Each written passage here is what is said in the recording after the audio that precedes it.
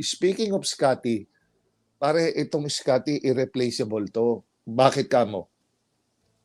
Sa akin na ito, pananaw ko, ewan ko kung ano ko lang ha.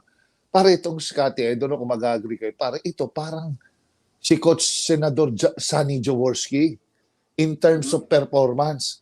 Kasi ito si Scotty, two-way, yun nga yun, nabanggit mo, two-way player. Pwede dumipensa, pwede umepensa, and he is a rebounding guard. Rebounding Yes. guard siya, tapos pare, scoring niya, pare, nandun.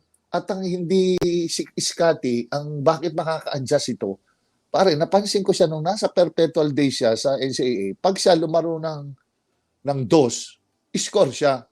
Tapos pagka lumaro siya ng uno, para magkaroon ng advantage, pasa siya.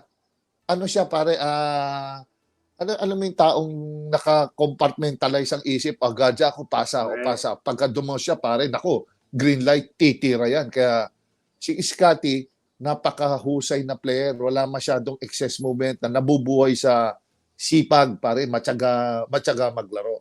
So sa akin, pare, ito, malaking kawalan at malaking ano naman pare, ano na naman to, another na trabaho na naman to para kay Coach Timco na sinong ipapalit mo na ganito maglaro na pasok sa sistema pare, di ba?